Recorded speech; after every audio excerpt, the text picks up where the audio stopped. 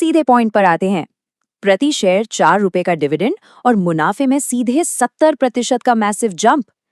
Tata Motors के Q4 results आ चुके हैं और अगर नंबर्स को देखें तो सच कहूं ये वाकई कमाल के और बहुत ही एनर्जेटिक हैं।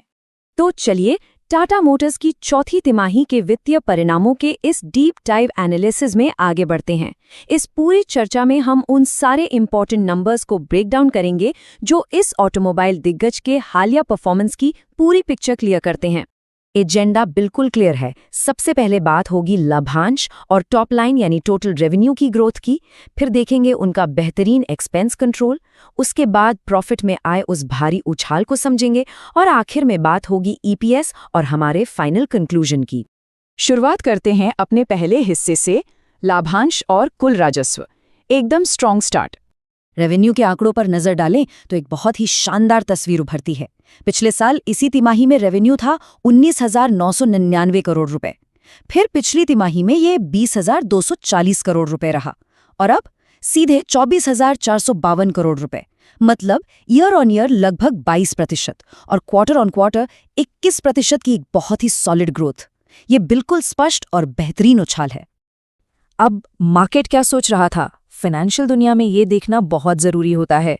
बाजार का अनुमान था करीब 22,500 करोड़ रुपए और जो एक्चुअल फिगर्स आए हैं वो हैं 24,452 करोड़ रुपए। तो एसेंशियली रेवेन्यू नंबर्स बाजार की उम्मीदों के बिल्कुल इन लाइन ही रहे हैं।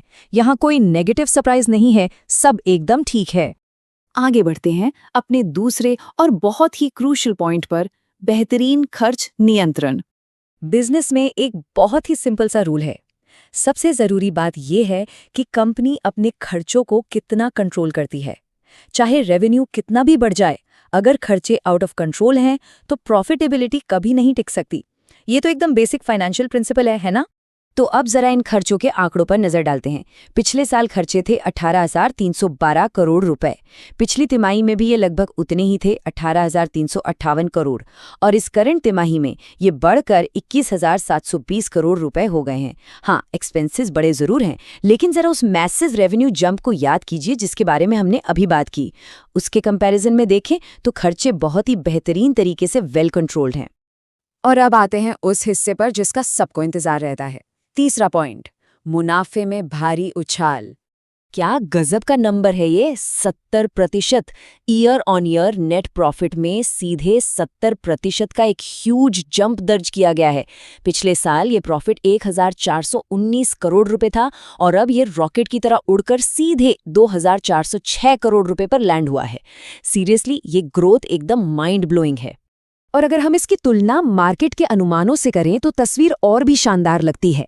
बाजार ने अनुमान लगाया था लगभग 2,300 करोड़ रुपए के प्रॉफिट का, लेकिन एक्चुअल नेट प्रॉफिट आया है 2,406 करोड़ रुपए।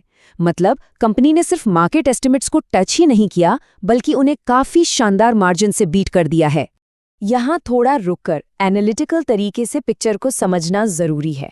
जो कोर बिजनेस की सच्चाई बताता है, यानी ऑपरेटिंग प्रॉफिट, वो पिछले साल के 1,883 करोड़ रुपए से बढ़कर सीधे 2,972 करोड़ रुपए हो गया है। ये एक बहुत ही स्ट्रॉन्ग सिग्नल है। लेकिन एक छोटी सी डिटेल ये भी है कि इस 2,406 करोड़ के नेट प्रॉफिट में 220 करोड़ रुपए एक्सेप्शनल आइटम्स या असाधारण मदों का भी एक फायदा जुड़ा हुआ है। ये एक्सेप्शनल आइटम्स असल में Q4 और Q3 के मुनाफे के बीच एक बहुत बड़ा डिफरेंशिएटर साबित हुए हैं। क्वार्टर ऑन क्वार्टर प्रॉफिट में लगभग 4 गुना का उछाल दिख रहा है। ऐसा इसलिए क्योंकि पिछले क्वार्टर में कंपनी को इन्हीं एक्सेप्शनल आइटम से 1,545 करोड़ रुपए का भारी नुकसान झेलना पड़ा था, जबकि इस बार 220 करोड़ का फायदा हुआ है, तो इसने प्रॉफिट को एक एक्स्ट्रा पुश दे दिया। चलिए अब अपने आखिरी हिस्से की तरफ बढ़ते हैं, ईपीएस और हमारा फाइनल कंक्लूजन। अर्निंग्स पर शेयर यानी ईपीएस की ट्रेजेक्टरी कंपनी की ग्रोथ स्टोरी को बिल्कुल साफ दिखा रही है। पिछले साल ये 3.85 रुपए था। पिछली तिमाही में उस एक्सेप्शनल लॉस की वजह से ये गिरकर सिर्फ 1.5 रुपए रह गया था और अब एकदम जबरदस्त तरीके से बाउंस बैक करके 6.53 रुपए पर आ गया है।